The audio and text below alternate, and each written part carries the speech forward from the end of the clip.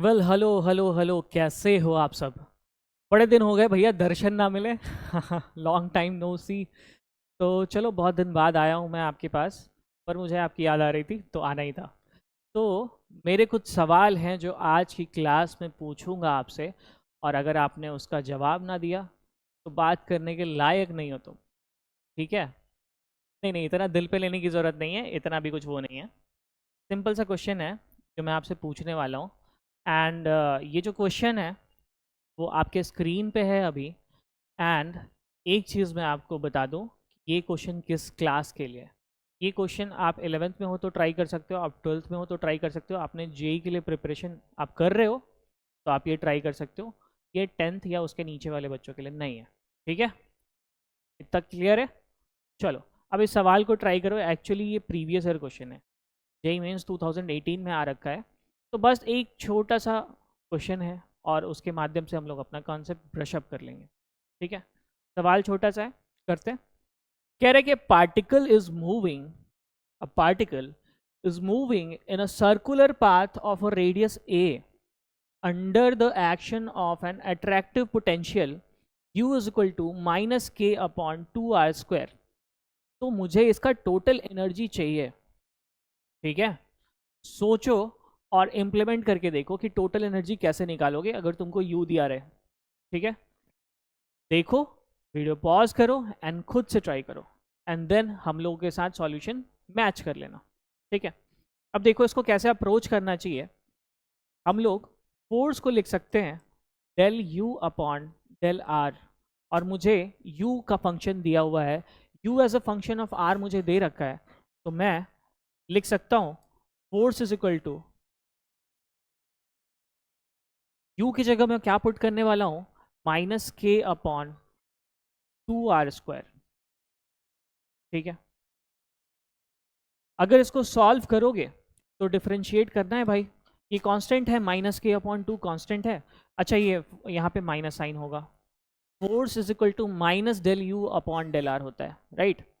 सही बात है, इतने तक साथ में हो, है ना?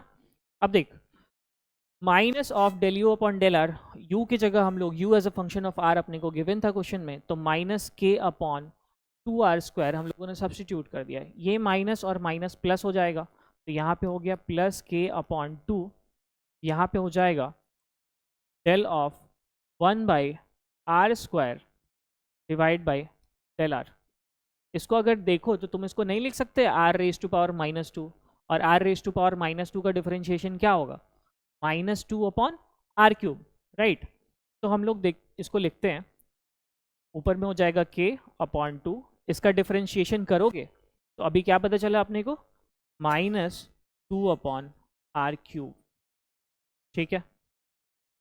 ओके। तो फाइनली मुझे यहाँ से ये समझ में आ गया कि भैया फोर्स जो है ना, वो फोर्स है -k/2। यहाँ से 2 से 2 कैंसल आउट हो जाएगा, तो ये फोर्स आएगा -k/r³, राइट? ये अपने को फोर्स की वैल्यू मिल गई। अपने को क्वेश्चन में पूछा क्या भाई? टोटल एनर्जी पूछा ना।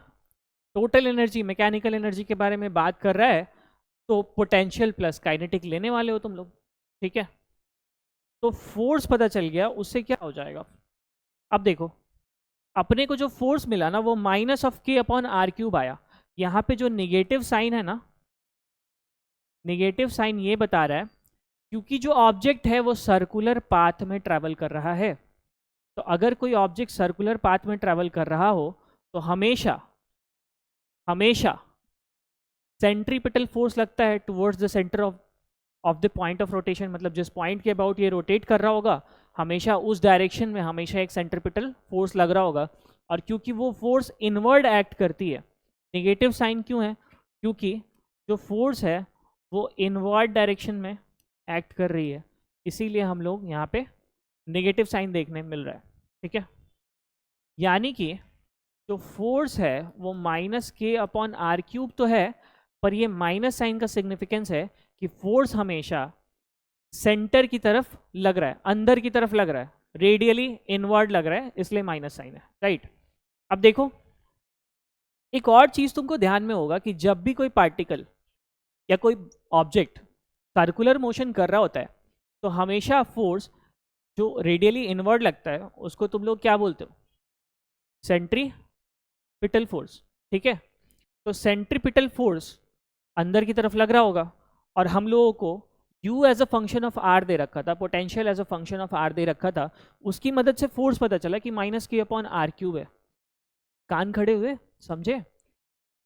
ये जो फोर्स है ये और कुछ नहीं बल्कि सेंट्रीपिटल फोर्स ही है। तो अगर मैग्नीट्यूड वाइज बात करें तो ये -k/r³ जो है, इसमें माइनस साइन हटा देते हैं हम लोग, सिर्फ मैग्नीट्यूड की बात करते हैं। तो k/r³ सेंट्रीपिटल फोर्स है ना। और सेंट्रीपिटल फोर्स को क्या लिख सकते थे? mv²/r। ठीक है, इक्वेट कर दो दोनों साइड, ये हो जाएगा k/r³ = mv²/r। ये देखो यहां से mv² कितना आ गया? mv² = k/r²। ओके, देखो डाइवर्ट नहीं होते, अपने से पूछा था टोटल एनर्जी,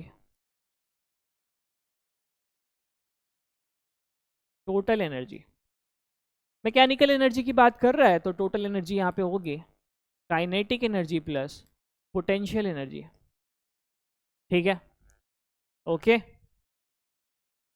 अब देखो काइनेटिक एनर्जी को हाफ mv² रखते हो तो मुझे mv² की वैल्यू पता है, यहाँ से मैं हाफ mv² अगर निकालना चाहूँ तो क्या मैं इसको ये नहीं लिख सकता कि ये k/2r² होगा? ठीक है, और यही तो काइनेटिक एनर्जी है, राइट? सही बात है, ये काइनेटिक एनर्जी है। तो काइनेटिक एनर्जी की जगह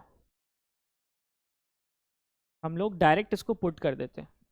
काइनेटिक एनर्जी हो गया k/2r² प्लस पोटेंशियल एनर्जी। क्या बात है मेरे बच्चे, पोटेंशियल एनर्जी तो दे रखा है, ज़्यादा मेहनत करना नहीं है, -k/2r²। ठीक है, देखो सेम चीज़ पॉजिटिव में और सेम चीज़ नेगेटिव साइन में ऐड करोगे तो ऐड करके 0 आएगा। हम लोग पहुँचे आर्यभट्ट के आविष्कार पे, नहीं सॉरी खोज पे, आविष्कार नहीं खोज। तो हम लोग फाइनली अपने सॉल्यूशन की तरफ पहुँचे और पता चला क्या है, 0 आया। ठीक है, यही था इसका सॉल्यूशन। आई होप कि आपने ट्राई करा होगा और फिर आपने क्वेश्चन टैली भी करा होगा, राइट। सवाल एक बार फिर से रिकैप करते हैं। कह रहा था कि एक पार्टिकल है जो कि सर्कुलर पाथ पे मूव कर रहा है और ए रेडियस से मूव कर रहा है।